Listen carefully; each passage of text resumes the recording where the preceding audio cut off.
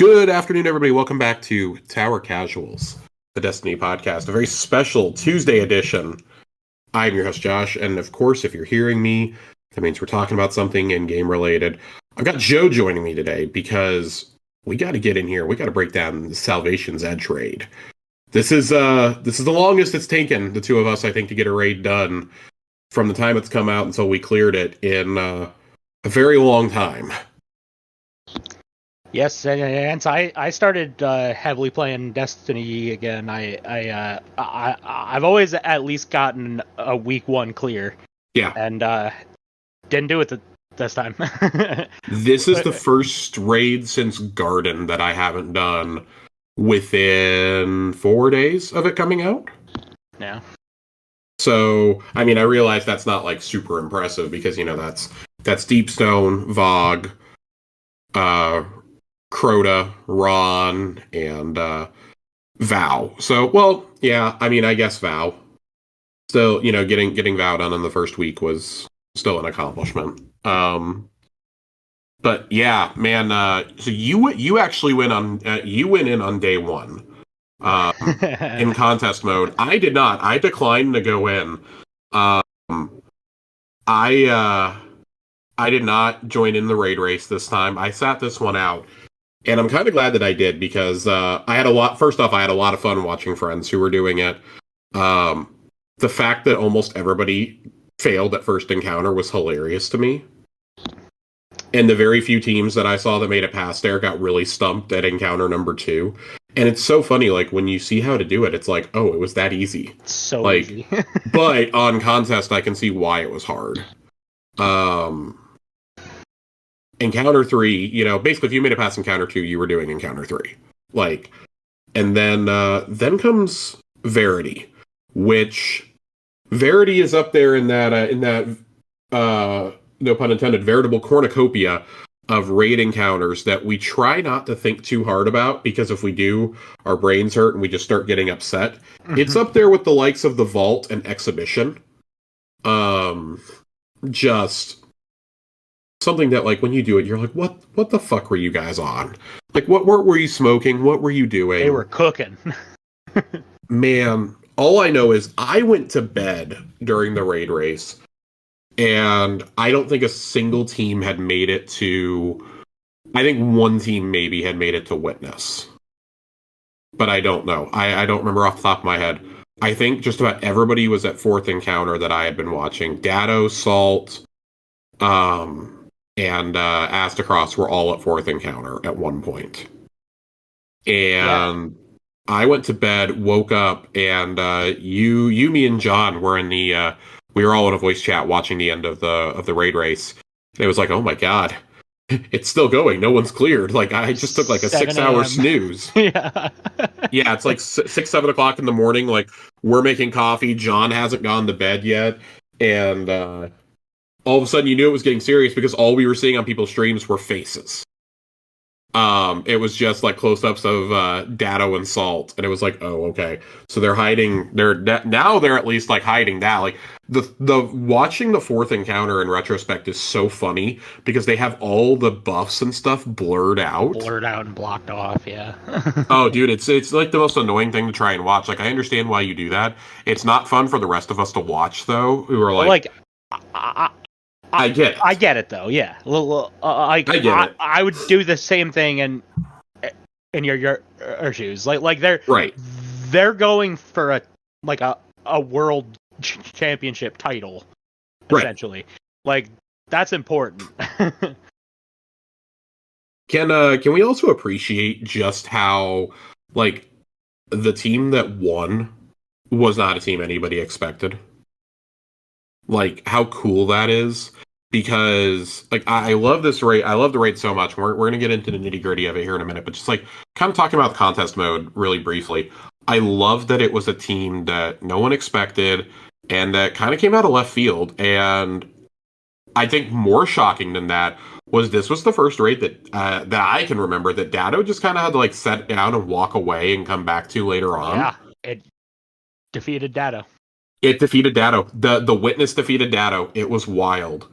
But I think it's really cool that this isn't that hard. And it's funny, we always say this after we do the raid a couple times, right? Like, well, it's not that hard of a raid, once you know what you're doing.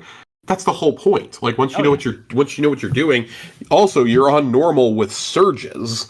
So like the fact that we're two-facing the witness very very easily these days. Damn near one phasing. Yeah, damn near one phasing in our clears. Just absolutely wild, but I love so much what they did here in Salvation's Edge. So like loading in and just like the whole journey of the raid as you're climbing the citadel of the witness, and you come to find out that is the witness itself essentially that you're climbing up. It's very weird. Yeah. I think that the design of this is just it's so cool, it's so complex and convoluted. The path you have to take to get to the first encounter is just wild. In the future, I will be sitting this one out and letting somebody pull me forward. I will not be making that 10-minute trek every time. Fuck that. I love that it was like a little bit like a maze. Like a little bit. I really love I guess a maze. Because I mean, like to get to like the second portion, there's legitimately like a secret path. So I really love that kind of like mystery in raids, like doing it and just like it's a whole mystery in and of itself. Right. That's how I kind of felt. I thought it was very cool though. I think that this is just such a fascinating layout for a raid. It's not like that. Like Val was also this way when you were going through the pyramid for the first time, right? And you kind of get this a little bit in Ron. I think they learned from Val, because like my major knock on Val is that opening encounter that's not really an encounter. Yeah. Like you don't actually get loot from. That's like my only major knock on it, because here it feels like the fighting has a point. And you're not like having to escort this super slow payload the whole way. Yeah. I really enjoy the opening to this though. The first encounter, what a weird little maze. I can understand why so many teams got stumped on day one, because there's so many rotations you have to do in killing the tormentors, and God forbid you have to fight a subjugator by yourself on contest. Okay. I mean, it was bad enough when I had to face one by myself here. But once you get down, it's not too bad. It's teaching you the basic mechanic of the raid, like a lot of them do. And like, this is a really good raid where it just keeps building on itself through the first 3 encounters. And then, the fourth one is just completely out of left field. Like it's a true test of the witness. Like the witness is like, oh, okay, you want to fuck around? Let's fuck around. That's kind of like his like Rolk taking off the gloves moment. Like, oh, okay, I'm gonna test you to see if you're worthy of even daring to challenge me at this point. Yeah. Oh my god, now, dude! And now that I understand it, like it's such a good encounter. Especially with like the randomization of like what jobs people get into. Yeah, I think that encounter 1, pretty much speaks for itself. Encounter 2 is where I think the raid really picks up. I find encounter 2 to be really fascinating because you fight every type of enemy throughout this raid also, which I found really cool. Like the only thing you really don't fight are actual fallen.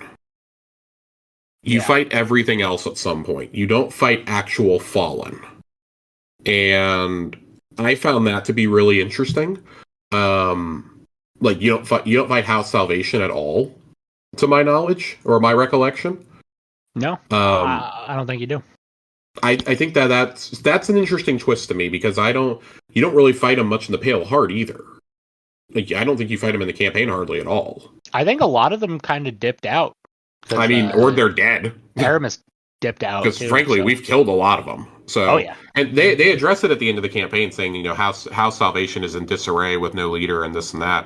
I imagine that's where Fickrel steps in. But power vacuums Vickrell's getting I mean, it into, was pretty for much sure. already being said that if you weren't part of House Light, you were probably being hunted to extinction.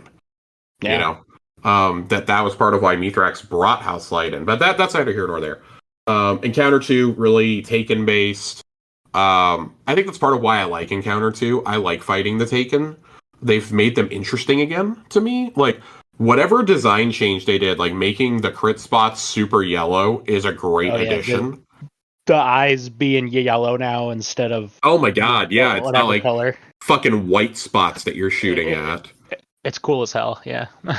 Yeah, I really, really enjoyed it. I think that was cool.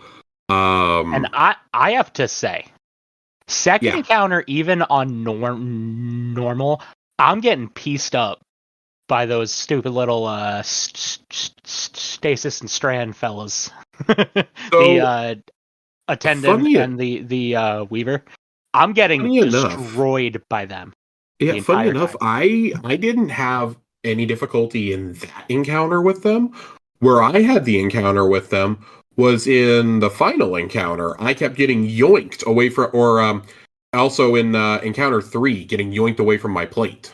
Oh yeah, that shit Um, sucks. oh, that's very annoying when somebody calls that That they've shit sent sucks. and one of those little fuckers is hiding and then yoinks you out and you can't do anything about it. So the chain's broken. You have to start over and you're just like, what the hell, man? Yeah, that's why I hate the, the stasis because they put a slow circle and it's always directly in your path to the bounce pad, and I'm just like I'm not gonna make this. I'm not gonna make this. I would agree. I would agree. So, second encounter, really cool. It's not Tanix. Third encounter is very simple. If you've understood the ping ponging thus far, very simple. And collecting the symbols. Actually, a very quick encounter. I was very It's shocked at how quick encounter 3 goes. it's basically first encounter, but it in a More straight streamlined. line Yeah. instead of a circle. Yeah, which I think I far preferred. Yeah. It's really the only like quote unquote weak encounter to me. Yeah, Um, yeah. It's Finding just like the a beginning and end fight points through can be a encounter. little confusing the first time, but I don't think it's like horrifyingly bad. I kind of compare that one to like the first encounter of Root of Nightmares, but it gives everybody stuff to do instead of just like one person. It's just like a push this thing forward kind of encounter. Yeah. But I do like that it's like three separate rooms and you have to jump up and between them. Yeah. Um, all right. Let's talk about the two big ones though. The first three are like an appetizer course. You kind of fly through them. Encounter 4 is where most teams, even on normal, are going to hit a roadblock. Um, Verity. This is, I want to preface this by saying this is one of the coolest things I've ever seen in a video game. It is, for me, up there with the comparison I made in a Discord that I'm in is that I have it on par with the Clockwork Mansion level from Dishonored 2, where every lever you pull in every room changes the layout of the entire mansion. I have it on par with that. That's how special this is. Um, it is, simply put, one of the coolest things I've ever seen in a game. I don't know how they got this to work. I don't know how this worked. I don't know how it works still. And I honestly, this is like one of those game dev secrets I never want revealed because I think it's so unique how it copies your Guardian exactly. Exactly how you look. And it is such a cool encounter, whether you're outside or inside. I think if you get teleported inside and you're solo, I think that's where the encounter really shines. Being outside, it's like, oh, okay, cool. There's three of you. Like one person needs to dissect, the others are just clearing everything. Yeah, there's only really four jobs, which I'll take it because there's a lot of other raids where there's only one or two jobs. And Yeah, I'll take a thing, but the redeeming factor is it randomizes you have to do 3 rounds of it and it randomizes.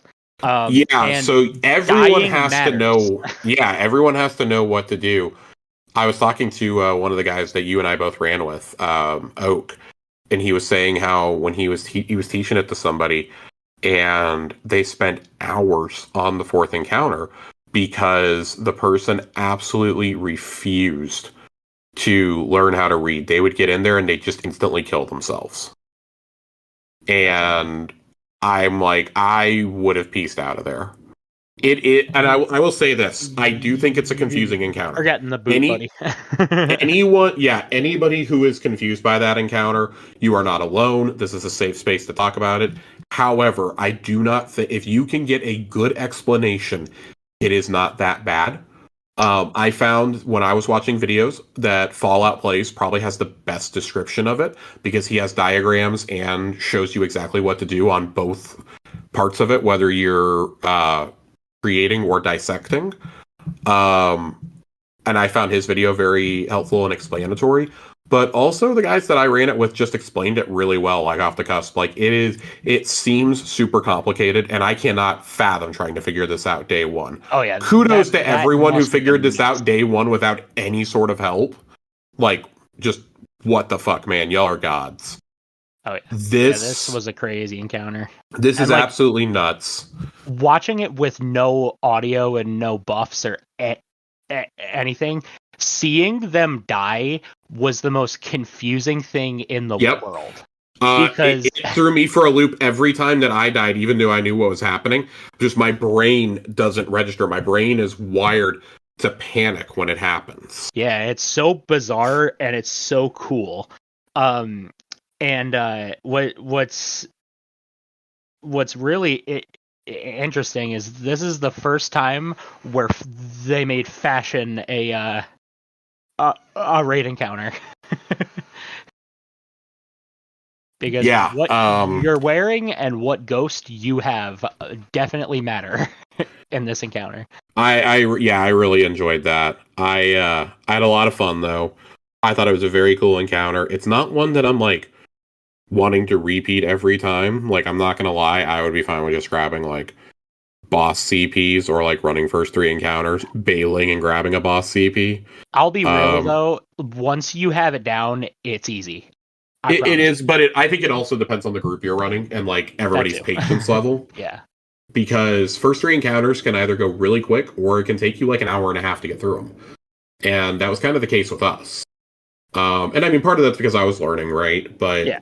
I mean, we almost had 4th encounter on first try. So we literally were the final ghost placement away from doing it. And somebody picked up and put down the wrong ghost instantly. And we all yelled at him to stop and didn't do it quick enough. So we would have had it first try otherwise. And it took us like an additional 45 minutes to get through the rotations after that. So it definitely can be a little frustrating. But I still think it's a really cool encounter. The jumping puzzle in these in-between sections also, like, the jumping areas get more and more precarious the further up you get. I love it. I can't imagine doing, like, this whole raid flawless. Like, what the fuck? I'm never getting that memento, I'm telling you. So it's not flawless, it's without wiping.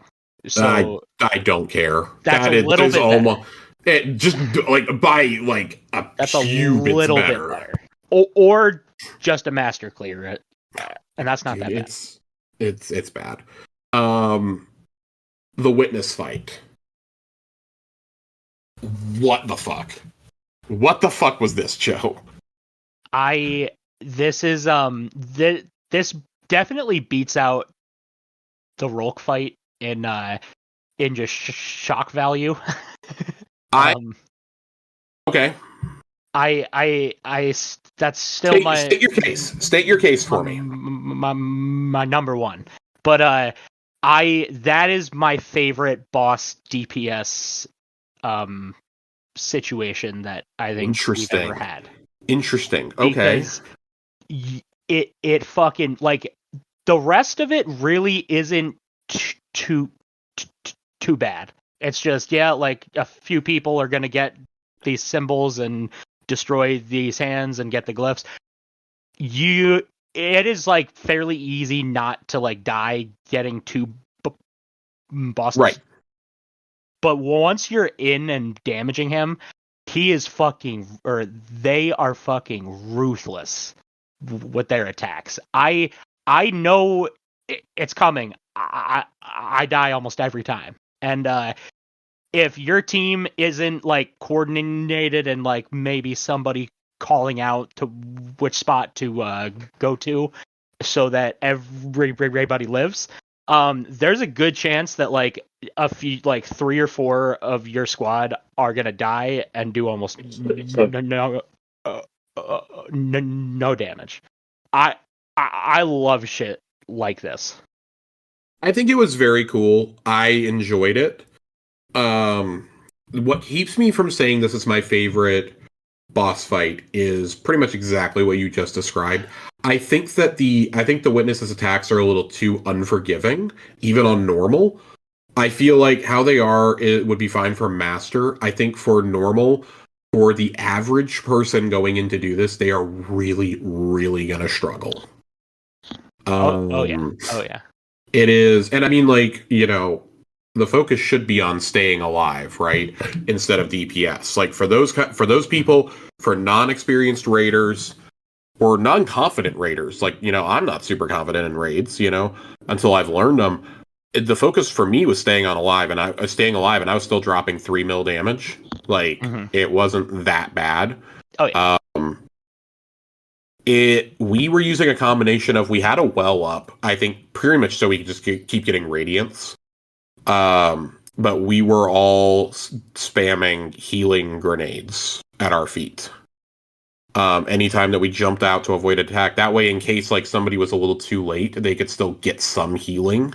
Yeah. So that was kind of nice. The mini bosses can still yoink you off the platform, we found out. Oh yeah. Which is really aggravating because those things respawn too. My job was pretty much keeping them in check. Any yoinkers, essentially yoinkers or scorn chieftains were my job. Commemoration and I took care of those. Mm-hmm.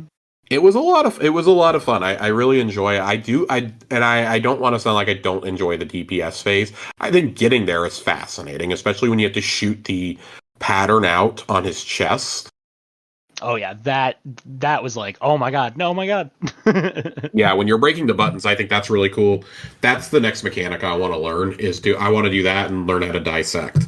And then I feel pretty confident doing just about anything in the raid. I could teach you, baby. No raid, though, Joe, is complete without loot. Let's talk about this wacky armor set for a second. The armor set's so weird. I love it. How do you feel about the Warlock set? I got a mosquito mask and a resonance bond. I'm chilling. I think it like think about every weird piece of architecture that like the Witness likes. If we're getting shit from the Witness in this raid, I like that we're claiming as our own. I want it to be weird and funky and a little uncomfortable looking. Because that's what he is. Or that's what they are. Yeah. Weird and uncomfortable. I'm torn between I like pieces of the Hunter set, and I think other pieces are just total dog shit. Yeah, it's just weird. The cloak is so strange. It's like I'm wearing a table on my back, but I have like this leg sticking out of it, but it's really cool because there's resonance like coming off of it. So I want to wear it, but it looks like I'm wearing like a broken halo and no hood, so it looks really stupid. I don't know. I'm torn. The only piece I unequivocally love is the Hunter helmet. I think the Hunter helmet is awesome. I don't know if I've seen the Hunter. I can't. It's a very yin yang helmet. It reminds me of the Speaker's mask in a lot of ways. So I'm really jazzed about it. I like it. Of course, it's the one piece of armor I didn't get yesterday on my first jaunt. So guess I'm gonna have to run it again. Oh no. Oh no. More rating. These weapons, though, like, is this the best suite of weapons we've ever gotten in a raid? Like, just gut reaction from week 1. Wouldn't know because I've only gotten the SMG so far. Okay, so Joe's opinion doesn't matter. I like the SMG, but I haven't gotten it. If it makes you feel any better, I did not get a single weapon drop until Witness. So I left with 3 pairs of arms, and that's all I kept getting was arms. Oh, the amount of bonds I got. Like, it was very similar to our day 1 Ron run, where I was just getting so tilted from not getting weapons, and then at the end it was like, oh, here, we're gonna have mercy on you, here's a red border Rufus, and then I just bought another one immediately. Josh literally got the trace this time, y'all. It happened. I got the trace rifle from Ron after a year plus of trying to get it. So, and I crafted it purely through Pantheon runs. Mm-hmm. That's how bad my luck is with some of these legendary drops. But I got the pulse rifle and I got the sword on my run. And the sword, I didn't get good rolls on them. I used it as infusion fodder, honestly, because I really needed to bump up my heavies. Yeah. The pulse, though, man, I got it with Firefly and what is it? Chaos Impact? Is that the name of it? I think so. Whatever the Chaos perk is from this. God, it's gonna bother me. I gotta pull up Dim. Whatever the Chaos perk is that's brand new on these guns. Is that like the better frenzy that you're talking about? Yeah. Okay. Yeah. Very similar. Of course, Dim was open from last night, so I'm trying to reload frenzy. it. So I got Chaos Reshaped. That's what it is. Weapon gains bonus damage while in combat for an extended time. Remaining in combat for even longer rewards a larger damage bonus and periodically heals the wielder. I just ran it's a heavy burst pulse. I ran this in the Dual Destiny mission about an hour and a half ago with our friend Nerd. And it's filthy. Just bam, bam, bam. Everything's just dying and blowing up. Yeah, it's just shredding shit. Between that and Call, that's all I was using. Even for like the bosses. That's a solar one, right? Yeah. All right, yeah. I'll definitely. It's a heavy solar. I love solar shit. Yeah, heavy solar pulse, not pulse. I was really enjoying it. The sword didn't drop anything cool for me. This SMG though, it's a 900, right? Yeah, I believe so. It's a fast one. So that's interesting to me that it's Strand, right? It's Strand, yeah. I enjoy it. I finally bought a couple from the end chest last night, and I got a demolitionist Firefly that I'm excited to use, but 900. So 900. I'm really glad I didn't just say this out loud and make a fool of myself. I was like, man, isn't that the same as Immortal? Immortal is a 720. So we now have a good 900 for every element type. Yeah, which is good. Because I mean, 900's still shredding a lot of content. I really am excited to get the SMG. The bow has been described to me as legendary Trinity Ghoul if you get one shot on it. So it actually can be better.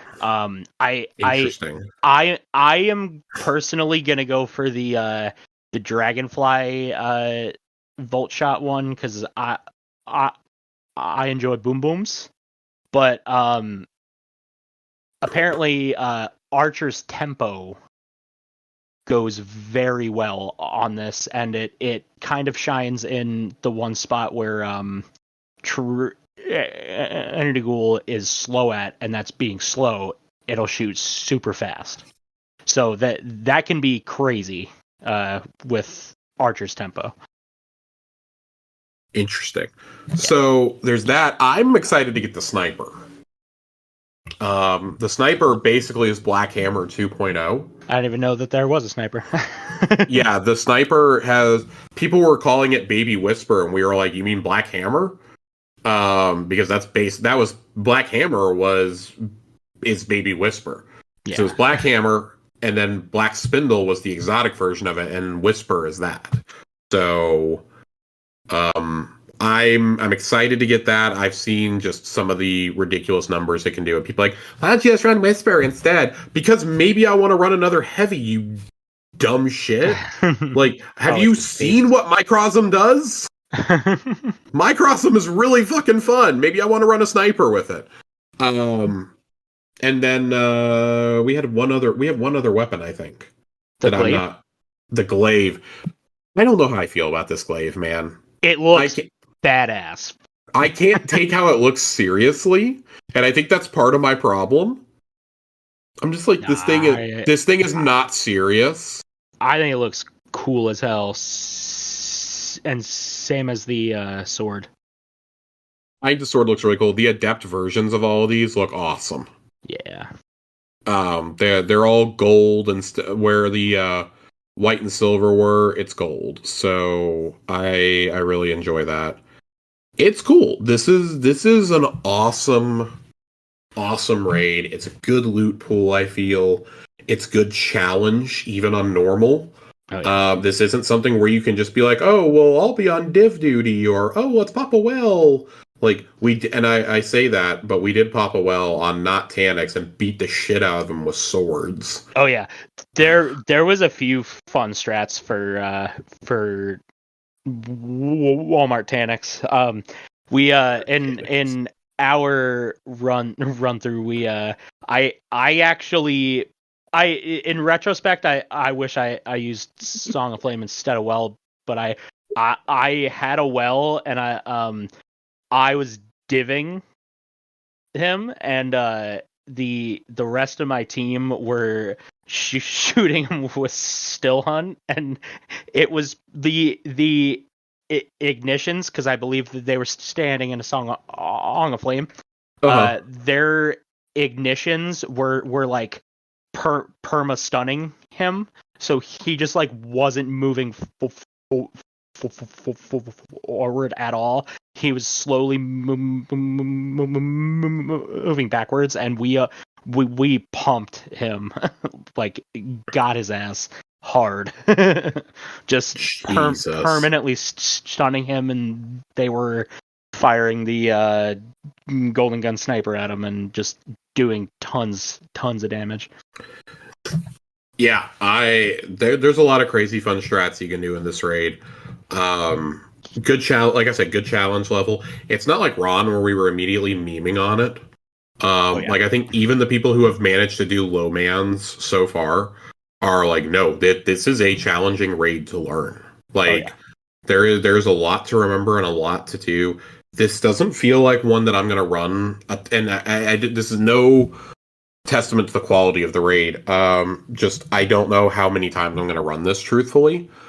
Full complete runs, I would say it's probably going to be less than 20, which is still a decent amount for me for a raid. Obviously, if I get the exotic and I get the weapons I want crafted out of it, then I'll be done a lot sooner. The exotic is so cool. I want it. Euphony is wild, and if you craft every weapon, you can get it with an additional trait. Which, who fucking knows what that means? Yeah, nobody knows, because nobody's crafted all the weapons yet, to my knowledge. Who knows what that means? Like, I think it's just a chance for it to drop with that too. It would be really cool if that's their way of doing like raid weapon masterworks. I have a feeling that basically is going to be how they do catalysts going forward. Or that's that word. I like that because it's like it's a reward for those people who just grind the raid out. Like if you're doing that much, you do deserve to have the best. I'm sorry, you deserve to have the best version of the weapon. If you're doing like 50 runs of this, you know.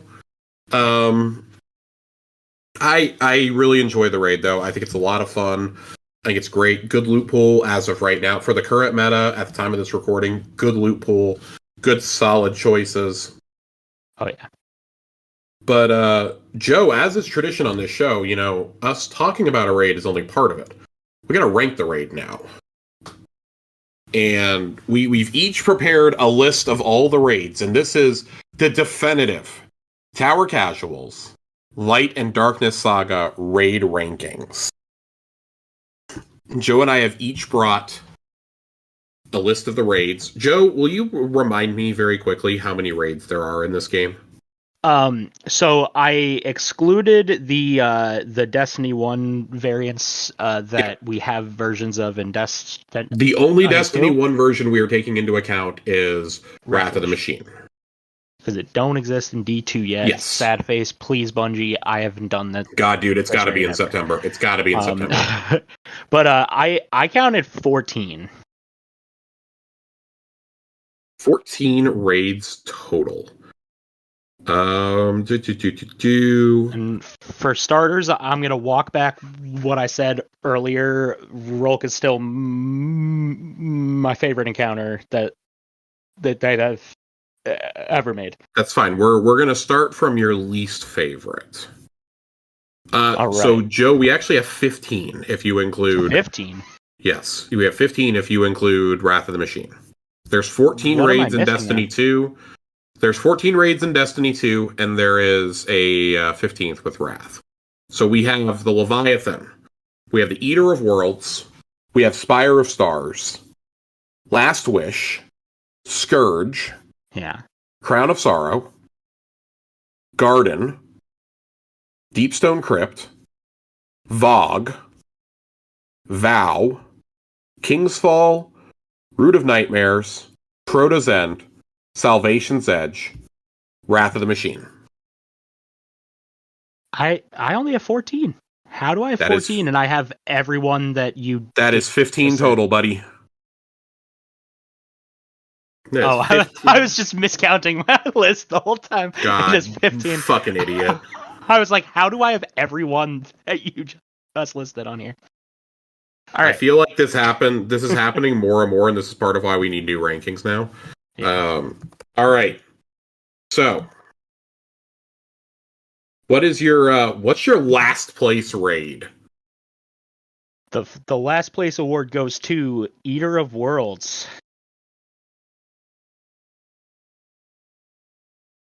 Eater of Worlds. Snooze fest to me. That's what I've got also. I've got Eater in last place.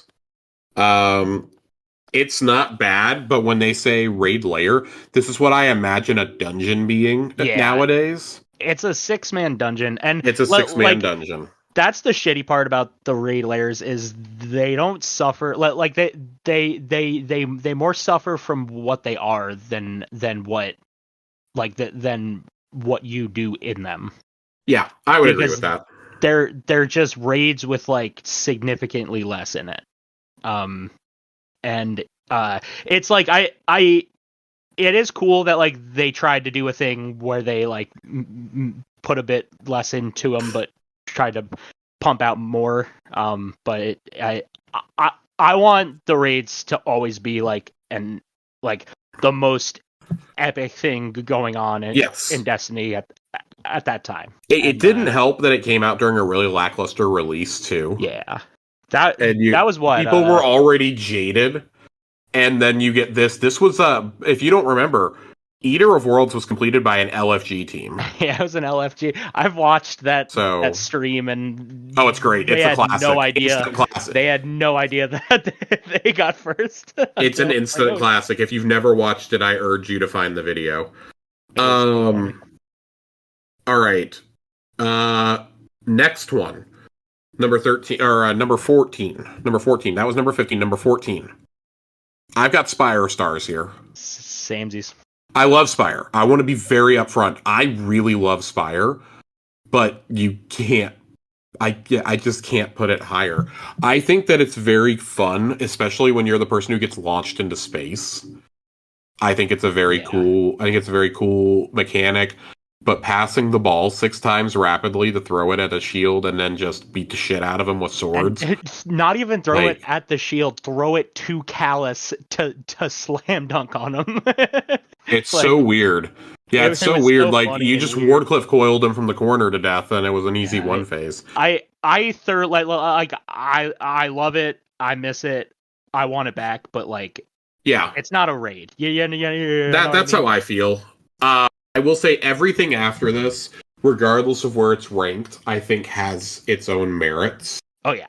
It is an actual full activity.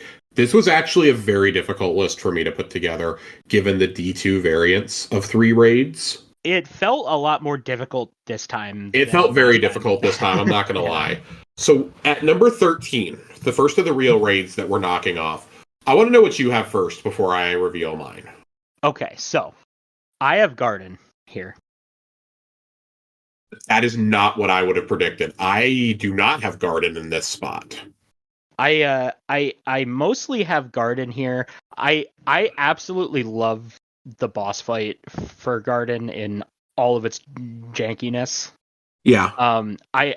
I love it. I love doing it. It's a great time. It normally either you get it done like one try or you're there for like 2 hours. I love it. The rest of that raid is kind of a snooze fest for me. Yeah. I don't really love the rest of that raid. So I have Garden pretty low. The one that I actually have here, and hear me out here, because I truly love this raid. I've got Scourge here. That's crazy. So I know in terms of where I have Scourge, yeah. So this is what I mean when I say I really wrestled with this, because I'm gonna be upfront with you. Either Scourge or Ron was going here, which is a drastic turnaround from last year's raid rankings. I've had a year and a half to sit on them and think about what I actually like and don't like about these raids. I have Scourge this low because let me tell you something. Trying to get people who don't fucking follow directions to do Scourge is one of the most infuriating experiences of my life. Trying to get people I find it funny personally. Trying to get people to understand. I'm a map reader. Trying to get people. I was the map reader, and it got to the point where I would have to read map, and then I would have to run and get berserkers because people didn't know how to do that either. Then you have the Sparrow race, which can either take you 5 minutes or 5 hours, and then you're at the end. You're at Insurrection Prime, which don't get me wrong, I love being the map reader on Insurrection Prime. Also, it's cap. It's capped for all you assholes out there. It's cap. It is cap. YAACP when you could have a word. This is one of the most infuriating encounters to do because it's the only encounter Darcy has ever been good for, believe it or not. Yeah. Trying to get people to run Darcy here. And they're like, I don't want to run Darcy. I don't fucking care what you want to run. You're going to fucking run it. I promise you it's going to pop off. Just run it, please. Yes. This was the beginning of the joke of, when Josh gets mad during raids, he just stops talking. Mm-hmm. This is the raid where that originated from. I have it this low, not because I don't like it, but because I remember all the frustrations I had in trying to teach this and trying to get people to learn how to do the boss fight. That's why I have it this low. I have personal biases that go into this, but I should say I really love Scourge. Re-ranking these raids has made it really hard for me to put it up any higher. Yeah. What's your next one? I kind of ranked mine off of like memories. No, and that's totally fine. That's totally fine. I'm ranking mine off partially memories, but I'm really trying to stick with gameplay for my ones for what it's worth. Well, and my thing, like if I was going by memories, Garden would be dead ass last. Let me tell you something. Garden is a good raid. I'll stand on that one. Except hit me with your next, the first couple. Hit me with the next one, Joe. The next one, I got Crown here. Okay. Because while that final boss fight is fun as hell, and it's the best part of that whole raid, once again, the rest of it isn't really all that fun. The third encounter, like the mini Galran is getting there, but it also like I like the whole like two different buffed people have to punch it to break the shield and do we talked about the cornucopia. That. We talked about the cornucopia of frustrating LFG encounters, and third encounter of this raid absolutely is up there. And then but like nothing beats like baiting that one knight under the axe and then him just coming down like that boss fight that. And like when his hands start to come up to the crown, and you have to shoot them back. Like that, just everything about that amazing. But the rest of the raid kind of nothing to write home about, especially first encounter.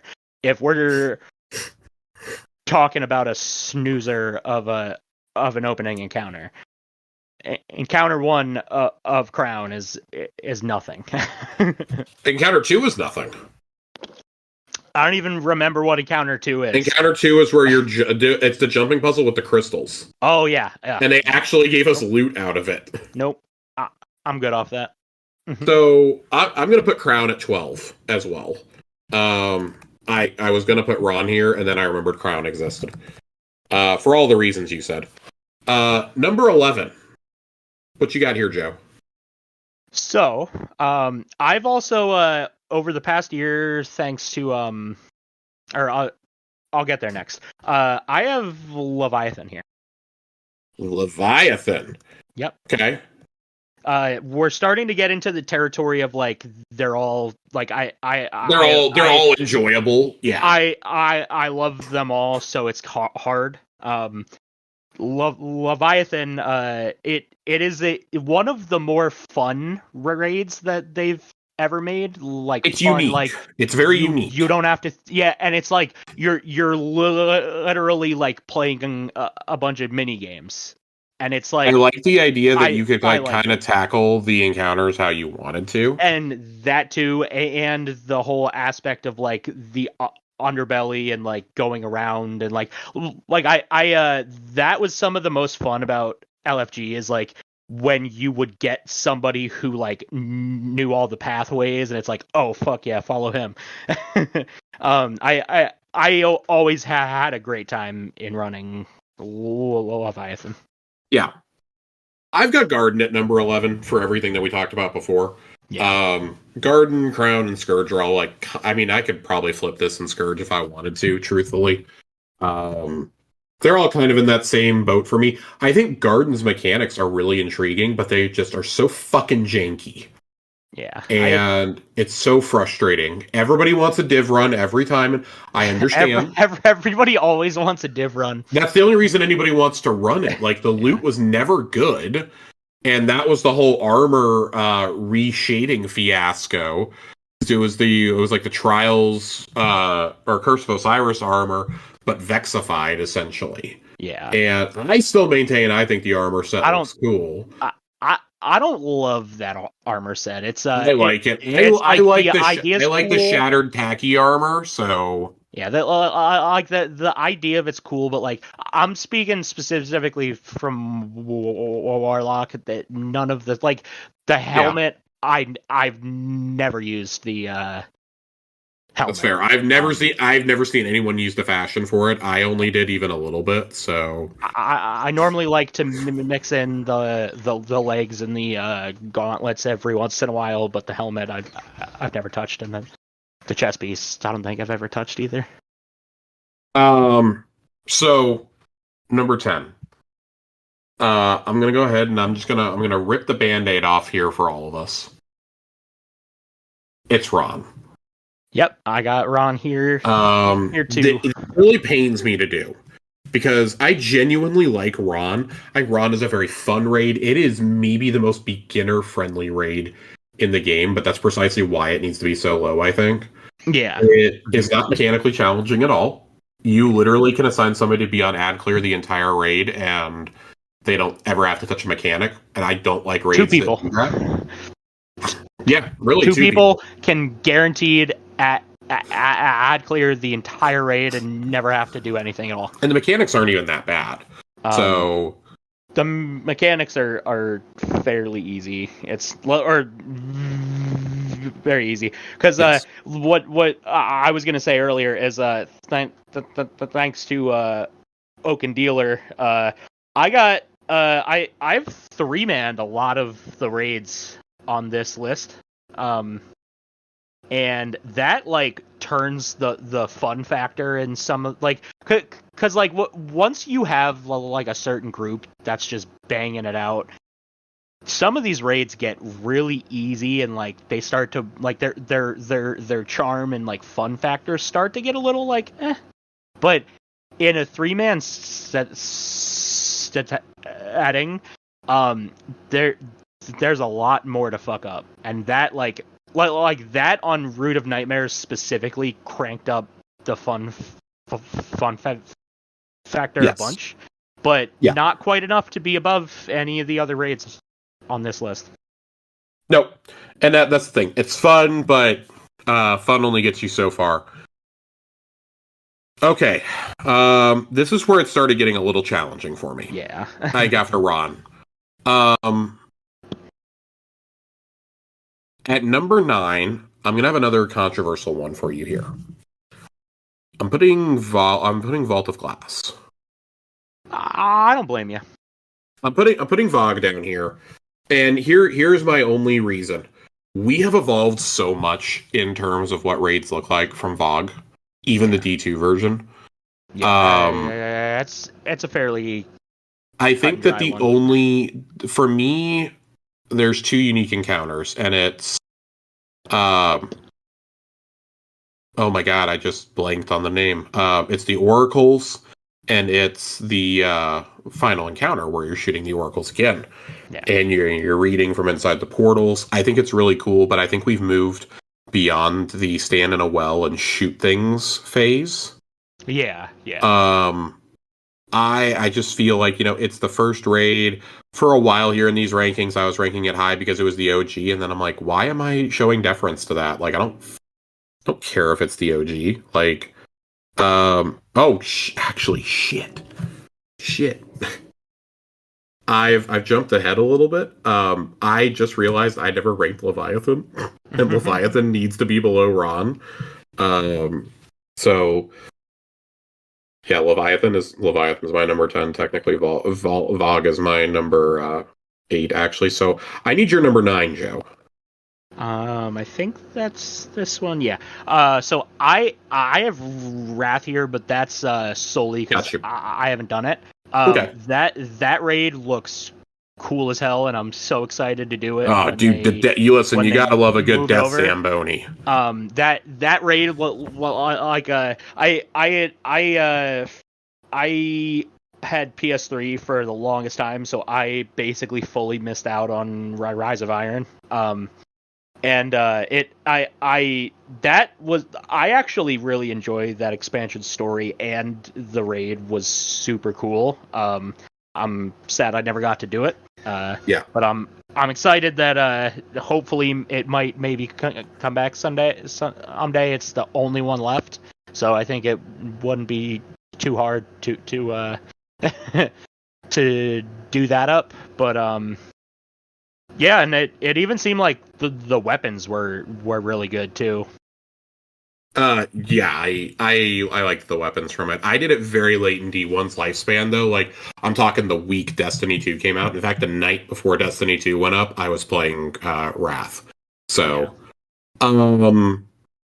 Okay, so my number 8 is Vogue. What's your number 8? Also Vogue. Okay. So yeah. We're good. We're back on track. All right, number 7. I've got Deepstone Crypt here. I also have Deepstone.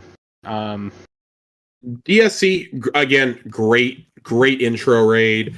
I really love the aesthetic of Deepstone. I think it has the coolest looking raid weapons in the series. I don't care what anybody says. I love Deepstone. So like that. That was what really got me into raiding. Yeah, I agree. I just pulled up raid report to check. I have 88 clears on this raid. This is the first raid. one I ever went for the seal for. I love this raid. It's not like the hardest thing ever. I just like Taniks just needs a bit more health, and then I think it's like solid. Atrax also probably just needs a bit more health. We just have too many tools in our tool chest at this point to do too much shit. to these bosses anymore, but they were very cool bosses. Like Atrax is still I think probably the most unique raid boss that they've made. Atrax is very cool, and I think it kind of set the stage for what came in Vow and Salvation's Edge. Yeah. By it being a very unique encounter. Very, like, yes, the health bar is there, but the mechanic is more important. Yeah. I found that very cool because it's a mechanic and a DPS check all in one. Oh, yeah. And I really enjoy that. It's not something like War Priest where it's just like, oh, do a shitload of damage after a very simple mechanic. Just fight this fucker now. Yeah. That was like kind of the shift in attitude for me when it came to designing D2's raids, I think. Like, yeah, you can make something easy but still fun, and like it really only becomes easy if you have the specific weapon, you know? Oh, yeah. Other than that, like getting past Atrax without like Lament or like a decent sword is actually still kind of a challenge. Like, if you're not 1 or 2 phasing Atrax, it can get rough. Things can start stacking up on you. Gets crazy, yeah. I will say that. I'm a fan. Yeah, I will say I really like it. I think that Eyes of Tomorrow is such a cool exotic. The bane of Gambit players everywhere, but it's still fun. Number 6. God, I'm trying to think of which ones I have left. I'm making myself note real quick. Yeah.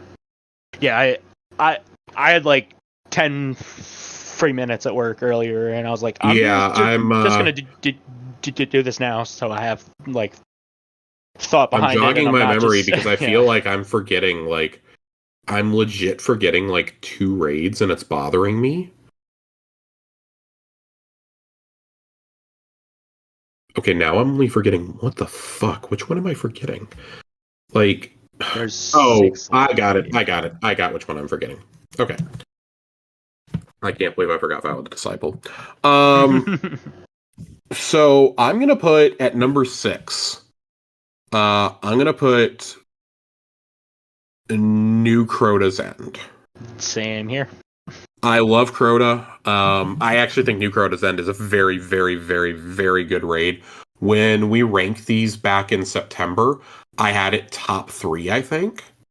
Running it as many times as I have, I've soured on it quite a bit. But I think that happens when you run something like once or twice versus 20 plus. Oh yeah, that's how dungeons are. Well, that's why I like ranking these right away. But I got Crota at 6. It's still a very fun encounter. It's still a very fun raid. I still really enjoy it. Nicely updated for D2. Great loot pool. Fantastic loot pool. Oh yeah. Those weapons are awesome. And yeah, it's been a lot of fun. The armor is pretty sleek. I don't know. It's just like, it's a quick jaunt. Like, there's a reason why we used to joke about it coming back as a dungeon. Yeah. Oh yeah. Well, like I it is solo this constantly. This and Deepstone and Ron are like the ideal raids if you are going to do a raid night with friends and you only have like 2 hours. You can get all 3 of these done with time for a snack break. Oh yeah. And no problems. I've always been a huge fan of Duo and Crota. The DPS phase on Crota nowadays, they couldn't have made that more like perfect with how you damage Crota now. It pays homage to the old ways with like a brand new spin on it, and it's a lot more updated, and I think it's great. It's just it doesn't quite beat out the rest of them. Yeah, I would agree. All right, top 5 time. I can't believe you haven't ranked Scourge yet. This is insane. Man, my mind is being blown. I think I ranked Scourge too low, but Jesus, Joe. I have Scourge at 5. I'll just stay. Okay, thank God. Right here. I've got Wrath at 5. I'm gonna be real. If they for some reason gave me the choice between Scourge and Wrath, or not Scourge and Wrath, Scourge and any other raid but Wrath coming back, I'm going Scourge. I'd be fine with Scourge that. was Scourge was my favorite raid. Pre vow. No, like I love Scourge so much. Let's just say that instead. I like Scourge top to bottom. I think is an amazing raid.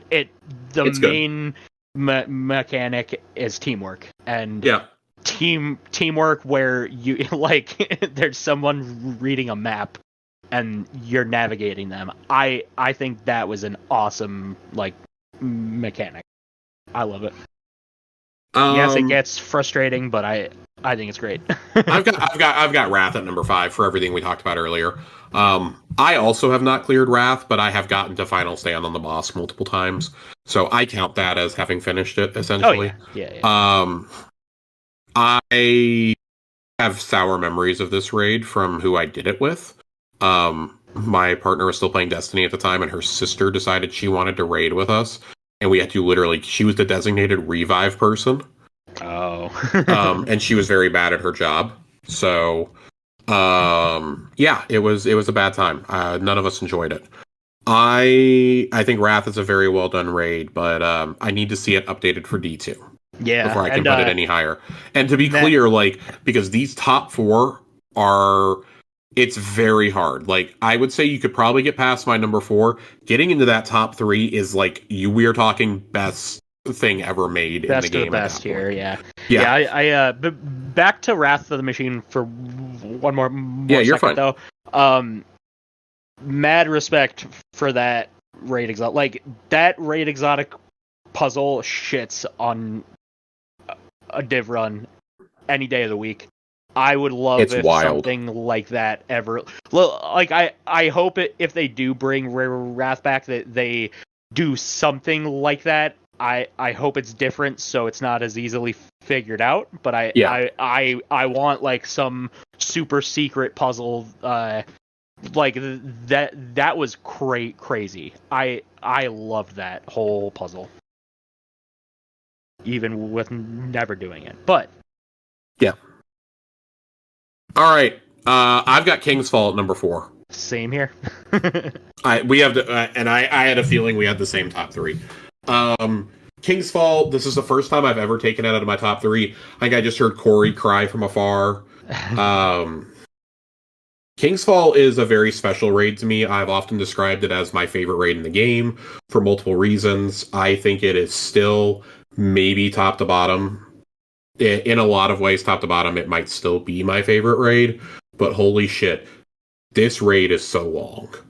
Yeah. This is such a goddamn long raid. I one of my buddies that I work with, I finally got him to raid with us like a few months ago, and I tricked him into doing King's Fall as his first raid, and it got him into raiding for a brief period of time, and I'm like, you're locked in for 2.5 hours. King's Fall is like a drug with us, buddy. It's a great raid, but again, it can take you an hour or it can take you like 5. It's a rough first raid to introduce somebody to raiding with. Very rough. But if they stick it out, then it's like I just beat that. Yeah, I don't know. Like, it is. The entire opening section with the traversal is still really rough. All the dunking and then the traversal once you go through the portal. I mean, look at everything you have to do just to get the totems. Like, War Priest is where a lot of people want to just like off themselves. Golgi, we all know Golgi. I actually don't. From Golgi on, I don't think it's too bad. It's getting to Golgi that's the problem. And there's like 6 encounters in this raid. It's wild. It's such a long fucking raid. I really enjoy it, but man, I'd be lying if I said that I'm not enjoying some of these ones that you can pound out in like 45 minutes these days. Yeah, I have like a little bit of a different view. Like I have quite a bit of free time. So I have always loved doing like I'll always like I came up on LFG raids. I'm used to raids taking like 2 hours, 3 hours. So like I don't get as easily frustrated when the things take a long time. So like I basically love it the entire time. Yeah. It's good, but it's not top 3 good. Yeah, that's not quite there. So at number 3, I'm going Last Wish. 3, I have Salvation's Edge. Edge. Let me make my case for Last Wish at 3. I think that Salvation's Edge does everything Last Wish does, but just a hair bit better. I like Last Wish. Last Wish is also the raid I have probably done front to back the least. I think that Callie, even back in the day, was a joke of an encounter. I don't think that Morgeth is particularly an interesting encounter. Shirochi is fascinating to me. I think Shirochi is a fascinating encounter. I really like it. Of course, now having done Legit Riven is awesome. Oh, like, yeah. It is Legit Riven is maybe still the best boss fight in the game, by my opinion, because how you do DPS is so unconventional for Destiny. Oh, yeah, even with everything that we have now. Yeah, you're shooting all our pimples, but I mean, like, everything that leads up to that, if you're doing legit, like, cool. I think it's a very cool encounter. And then the shock of, okay, you beat Riven, there's still an encounter to go, though. Yeah, the relay race with the Queen's heart Walk is crazy. The Queen's Walk is fascinating. That's the one thing that has me debating if I should have put this higher. But I stand by what I said. The weapons in Last Wish were never good until recently, and I think that partially affects my rating. I think that loot needs to be good when it comes out, and it never was. It shouldn't take 5 years of me waiting and a loot refresh for it to be good. Or for people to want to go in and farm it. But if that's the knock, then I feel like you're in pretty good company, because this is elite company that we're in. Like, every raid, even like the lower encounters, if you do them legit and you're not just burning the bosses, they're fascinating. Like, I actually really like the idea. They're all different in their own way. I like having to hide in the Callie encounter. I think that's really funny. Seeing people get locked out was very fun. Oh, yeah. I enjoy that, the symbol reading, things like that. This was the OG symbol reading, and they were a lot bigger and not the tiny shits you have on screen now. Mm-hmm. But I can't put it above my other two. I think the reason I have Salvation's Edge here and not at 2, I think if third encounter was also a boss fight, I think it goes above Last Wish here. I can't put Last Wish above Salvation's Edge. I like a lot of bosses.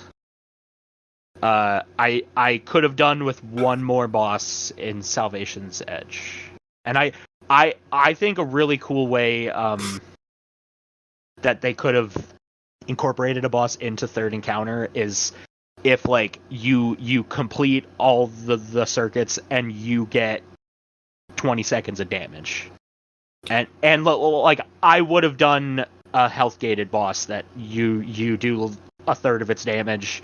If you can't do a third in that amount of time, then it like wipes. It would have been like the caretaker of that raid, and I think that would have put that above Last Wish for me. Oh man, you're really gonna hate me here. So at number two, you have Last Wish, I'm assuming. Yep, 2, I have Last Wish. I've got Vow of the Disciple at 2. You're putting Salvation's Edge at number 1? I'm putting my money where my mouth is. After one clear, I'm putting Salvations. One clear. I'm putting Salvations at number 1. And here, let me make my case for Vow at 2 real fast, and then I'll go in on Salvation's Edge. Go for it. Vow, I think, is incredible. My knock against Vow, as much as I like the encounter design itself, exhibition is so frustrating. It is one, again, it's another one of those that is, it can take 5 minutes or it can take an hour. And trying to do that raid with people who can't fucking jump or follow the simplest directions is just the most infuriating thing. And I'm not talking like people who are learning for the first time. I'm talking people who have a dozen clears on this raid, or who have come in and done the jumping puzzle a trillion times to get to the chests, and still are like, I don't know where to go, or, oh no, I went the wrong way, or, oh, how'd you guys get up there? Like, why don't you pay attention instead of ripping your bong loudly, or, you know, cracking up and cutting jokes the whole time? Like, yes, raid night is fun, I get it, but holy shit, some of us don't want to be here for 3 hours. And I've never had a run of Vow that has gone quickly in my life. I love Vow, but if somebody says they want to do Vow, I'm preparing to set aside like 3 hours of my life. Because it has never, ever gone fast in my entire life when I've wanted to go do Vow. That being said, Rolk is my favorite boss fight in the entire game. Pantheon Rolk was disgusting. I love even better. Yeah, did it legit week 3, did not do it legit week 4. Fuck that. Yeah, we gave our best efforts. We've him many times, but we gave our best efforts on. Yeah, I tried before we cheesed it. We tried for a couple of hours before we cheesed it. We definitely tried, and then yeah. I in my enjoy opinion, Vow. that was harder than Nezarec. I'm also much harder than Nez, much harder than Nezzy. I'm also going to tell you the opening of Vow absolutely prevented it from being number 1. That's the only low point, but I'm willing to. It's so fucking bad. I'm willing to look past it. Man, it's so bad. It was fun the first time I did it, and then we all realized we had to do it every single time, and I think that kills some of the enjoyment value of it. And that's where, like, we just started grabbing roll checkpoints, like whatever. I think I think that would have been a lot cooler of an opening encounter if it didn't stop and maybe went a tiny bit slower. And if you get off of it, you start getting pervading darkness stacks. Yep, because people don't want to hang out near it, and then they're wondering, why'd I die? And you're all the way out there. I think, like, if it didn't stop at all, and they just, like, assaulted you with ads the whole time, I think that would have made, and like, maybe loot at the end. You know what I mean? I think if they turned it into an actual little encounter and didn't just make it like a very tedious thing, I think it would have been a lot cooler. Of like, it's already my number 1. That raid is by like I do really like Salvation's Edge. Last Wish is great, but Vow is like. That Rolk fight is amazing, and I've done that one also. So trio, that one was like trioing. That was the best raiding experience I've had in this game. So I'm gonna say that I have Salvation's Edge at number 1. Part of it is the recency bias. Yeah. I think it's really hard not to want to rank something extremely high after doing it for the first time. Oh, yeah. Especially when it's a pinnacle activity like this. But when I take into account the experience I had doing it, that I had learning it, that I had watching the raid race, and that I've had with the loot and things like that, I really, really love this raid. I think that the mechanics are simple enough to understand, but everything going on, you have to manage everything going on around you in this very simple mechanic. Mm. And then you get to Verity, and Verity it's the pinnacle encounter that they've ever done in this game. I don't think there's a single better combat encounter in this entire game than Verity. It is definitely lives up to its nickname of being Vault Yeah. 2.0. It's a real encounter too. I believe this is this completes the vow prophecy wall in a lot of ways. Yes. Yeah, the witness kills the guardian. Because the witness kills the guardian in this encounter.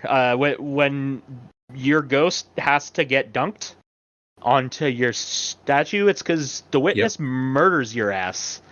And that was such a cool touch to have that come like full circle, because we didn't know what like there was obviously like a very like only a few that it could have been, but we found out that it was Guardian, because the witness basically kills everybody in that fight at one on point or another. It's Salvation's Edge, and I mean also like I think it's, you know, so many of the raids that we've talked about, and like part of why we have them ranked high at times is because we remember that epic boss fight. And man, the Witness is such a cool fight. I love that it's the inverse of how we kill Oryx, right? In Oryx, you know, we beat him in the campaign first, and then you kill him in the raid. Here, the raid takes place first, and then you kill him in Excision for real. Yeah. And the fact that, you know, you go through all this, and like canonically, Excision takes place as basically the Queen's Walk of this raid. To the point where you even get a red border from it if you've completed the raid that week and have a key. Which I love that little touch, by the way. That's great. There's just so many ways to get loot in this stupid game. Gets you back in there every week. Yeah, it makes you want to run it every week, or at least get a boss CP every week for it, right?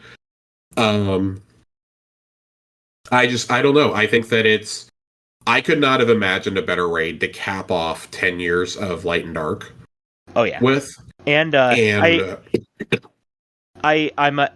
a fan of the final shape being the wipe timer. I kind of wish they were a little more reserved with that and didn't just slap that on every encounter. I think that would have been best as just the Witness fight. Yeah, I think it would have been best on the Witness fight.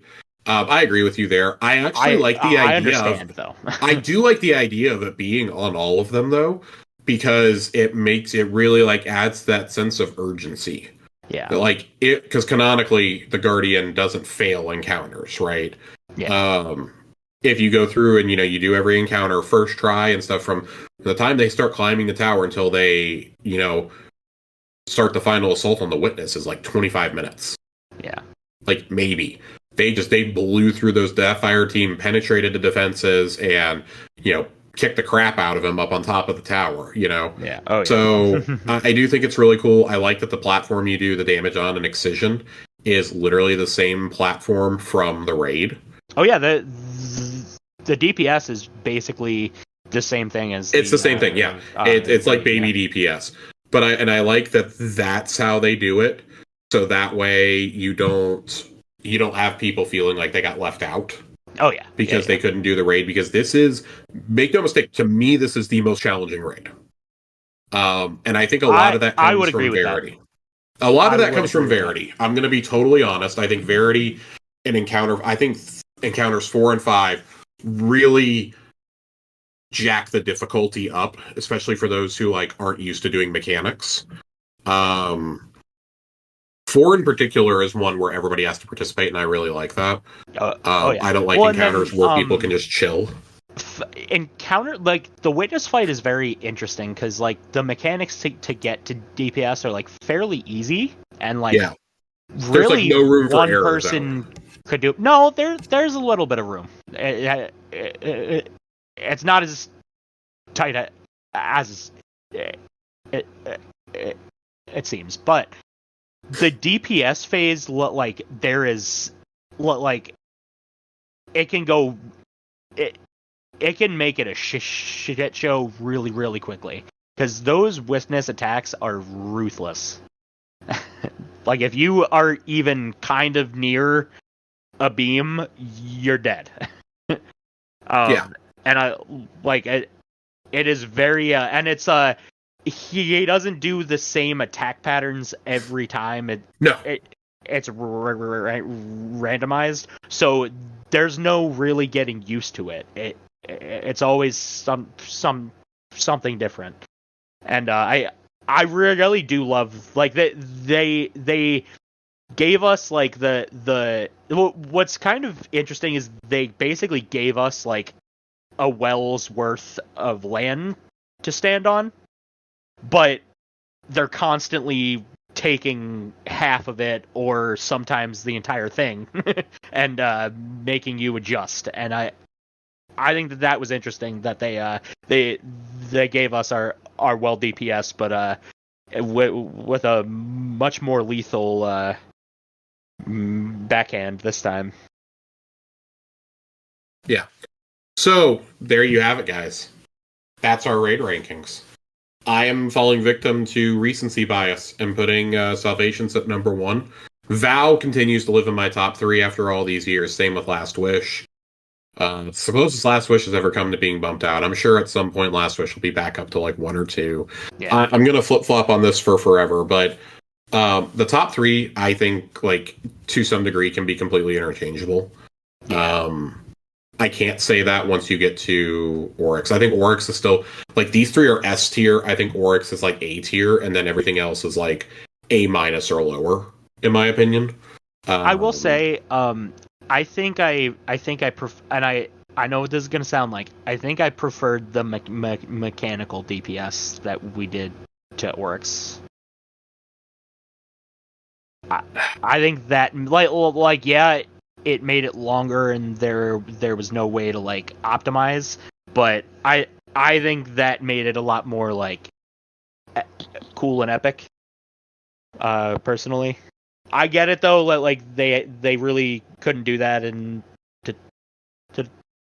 today's day and age. But I going back, I think I prefer the mechanical DPS. Yeah. God, raiding in D1 was so interesting. Like, we brought the change to the Crota fight itself. Yeah. And how wacky that is. You know, that used to be, one galley and then a sword bearer, and that was basically it. Everyone else used to just kill his ass in one. Everyone else just got to like chill. Like, and now it's like, oh, you can't do that. Like, now you need like 2 or 3 swords to break him, and everybody has to beat the shit out of him afterwards. And it's cool. Like, I still really like it. I want to state for the record that if we were putting Skolas from Prison of Elders on here, it would be at number 16. He would be in dead ass last place. His bitch ass. It's, God, just such a fucking awful boss encounter. Bitchville populate, say. Yeah. Yeah. Me and Skolas there. Oh my God. It's unbelievable. Drinking the death lemonade. Joe, do you have any final thoughts on Salvation's Edge before we get out of here tonight? I can't wait to do it again. And another cool thing about it, I really like how they did the raid mods for this raid. There's like a puzzle that you have to do, kind of like a red border chest style thing. Mm-hmm. There's also that, but then there's like a raid mod chest thing at the end. That you have to do like throughout it, which I think is interesting and cool. But I'm rating on my report of my like yearly breakdown, or my whole accounts breakdown on like what I spend doing. Rating and dungeoning was 48%. So I love raids, and I love this one. I'm excited to do it again. I mean, as we just said, we just listed out 3 or 4 of the most pinnacle activities in Destiny that you can go do. Right. If you're looking to get into raiding, you have plenty of other options further down on the list that are still in the game. Ron, Deepstone, even Crota are all great options to get into raiding. Vogue is still a really good first raid. And then, in fact, Vogue, I would even hesitate to say that Vogue is a beginner one, because I think it's actually more mechanically complex than other ones. But there's some great entry-level raids.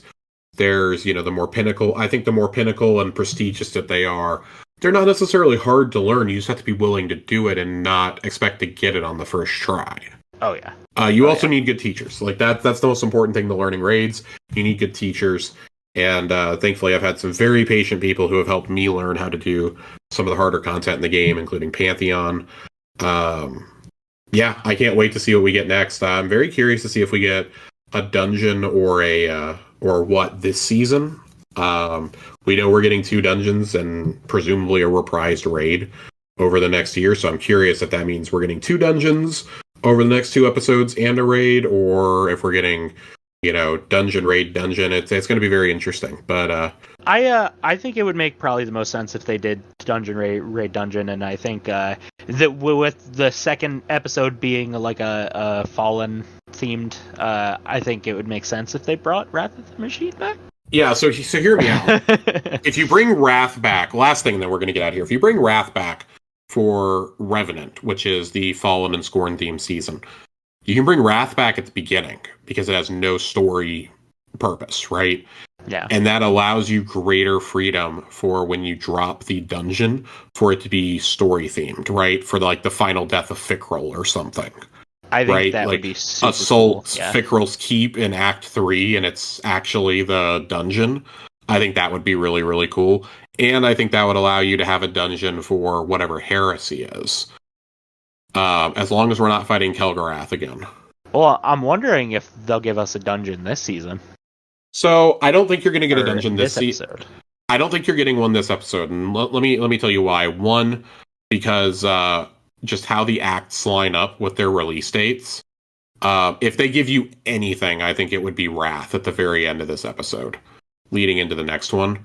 I don't think you're going to get a dungeon now, simply because they've never done a dungeon release in the same season, and I know episodes are different than seasons. They've never done one in the same season or episode or whatever that they've released an expansion in. They just put a ton of pinnacle activities in the game. But we need to see how the rest of the episode shakes out first before we start thinking anything. I also feel like we would just kind of know if it was coming at this point. Not that they would have told us, but we would have some inkling, there would be an exotic in the API or something that we haven't seen. They've gotten. I will give it to them over the past 6 months. They have barring Sony fucking it up, they've stepped up their security a lot. Not as much stuff leaked, except when Sony leaked it, but stuff was kept fairly a lot of the Final Shape stuff was kept fairly. So the only thing I would add to that is the exotic auto rifle has already been data mined to be coming in 10 weeks. That's the only thing I would add as a rebuttal. That's tied to this episode. Okay. So yeah, that's the only thing that kind of throws a wrinkle in it for me. That being said, I don't really care when you give me a dungeon. I as long as the story fits, I don't care. I'm struggling to think of a story on Nessus that would fit. Not that we don't know how this is going to shake out and this and that, but I think that Scorn Vampire Keep and the Dreadnought sound like infinitely more interesting destinations to go put a dungeon on. Yeah. Especially if the Dreadnought is going to stick around as a permanent location. Or if we're going to pilot the Dreadnought in Frontiers. Dude, I can't even get into speculation about Frontiers just yet. I'm letting that simmer for the summer. We talked about it a little bit on the last episode, but there's just so much we don't know. And I'm part of me is hoping that this is what they were teasing on the roadmap way back when. The redacted that came after the Final Shape that was on the big roadmap that they had, the thing that we used to call Project Goliath. That's what I'm kind of hoping this is morphed into. Just give me back IO. I want IO and I want Scourge back. Those are the two things I want back. You guys can keep everything else. Y'all can keep fucking Titan. Give me the strikes on IO back too, because those are really fun. I want all the strikes back. I I would let them keep the destinations if we got back all the strikes and raids. So here's the reason why I want I keep saying it's the last thing we're going to talk about. I only want destinations back because I want all the campaigns to be optional downloads again. And I know that's a very big ask because Destiny is already such a huge game, but I do think we're going to start approaching a point where everything that's not integral to the composition of the game. I think I remember reading somewhere once that the reason why the EDZ and Nessus can't ever be pulled out is because they're so hardwired into the core of Destiny 2 because they were the first two places made. Yeah. That they can't actually be removed, which is hilarious that like this one like Bavarian city in Germany just keeps getting shit on constantly. Yeah. I think that that and for the poor Cosmodrome. I would really like to see the old campaigns come back. That was part of my speculation last week, is that I think Frontiers alludes to, we're gonna maybe explore some new destinations next year, but also returning content. And if it's the gap year between D2 and whatever the next major expansion is, then I think that would make sense. You have to use less resources to bring back the old content. You have to update it for the new engine. And I know they've said, we bring D1 content over, we have to completely rebuild it. Bringing back older D2 content, though, it's a little different. We got chances to make changes. If you were to bring back like a destination, an episode, I think that would really be cool. Like, we're reclaiming the frontier that we lost to the Witness. Would be kind of a cool way to approach it. Yeah. I personally would have really loved to have seen Mercury come back this season with Echoes. And I mean, there's still time. I'm just saying, Bungie, there's still time. With a Hive season coming up at the end of the season, though, or at the end of the year, I can't help but wonder if Titan comes back. I know that we're getting the Dreadnought, but the Dreadnought is by Titan. Yeah, so it is out there and Titan is a very small destination, and we've gotten so much of it back already last year. Yeah. That I can't help but wonder, what if? What if that's the beginning of it, and then next year turns into Echoes, turns into Io, fucking Mercury, and real Mars. I would like. There's no reason for Mars not to be back. I'm just saying. I would like Mars back, and I would also like Venus back. Personally, I loved Venus. Yeah, Venus, I think, and I mean, like, and if you want to take Frontiers literally, like, your options could be, here's Venus, here's the space station where Elsie originally found the Puka, maybe. And then here's, surprise, surprise. We don't know to what extent the Dreadnought is when it comes back, right? They're saying it's a destination, but like, is it going to be like just a public event area like the Leviathan was, or is it going to be the full Dreadnought? I'm feeling like it's full Dreadnought. If it's full Dreadnought and they remade it, then the possibilities for Frontiers are totally endless. And you could get Venus. You could get D1 Mars. Like, there's so much you could do there. And I'm just fascinated to see what they do. Like, but I mean, we can take this a step further. Like, they have set the seeds for us to go to Reese at some point. They have set the seeds for the reclamation of Tora Bottle. Like, I would love that. Like, maybe the next big expansion is, what if Frontiers is just the next expansion? What if Frontiers? Here, I'm going to float this to you. What if Frontiers is the next expansion, and it's 2 destinations, and then you have all the seasons that give back the older content? That would be sick. It's just you need like a unifying force, and I feel like the conflict with Xivu Arath would be it. Content. I mean, I'd be okay. I'd be okay with it if it's big. If it's building up to the next saga. Yeah, I would like. I think it would be really cool if before we actually left, we like put everything back into place in Seoul. And I think that would be a cool or like us just kind of helping pick up the pieces before we leave with our dads saying Sane and Osiris. Yeah, because that's probably happening. you and I will fall down a rabbit hole if we keep talking about this. So I'm going to save this for later in the summer when we're inevitably going to need things to talk about. Probably in like 3 or 4 weeks as we come up on Act 2 of episodes. But Joe, thank you for your time today, as always. I appreciate that you came and joined me. You and I are the only two that I know that have actually finished this, so I wanted to make sure that we got in here and got some good conversation going. But we have been going for an hour and a half now, and we're gonna put a bow on this. So everybody, thank you for listening. As always, join the Discord, come be a part of the conversation, come be a part of the show. We just celebrated episode 200. If this is your first time in, we just celebrated episode 200. We had a really great, sappy episode where Joe and I said a lot of nice things about each other. We said a few nice things about Nerd and Corey, but, you know, Joe and I had a bromance going on. It's okay. Oh yeah. But until then, we will see you guys Starside.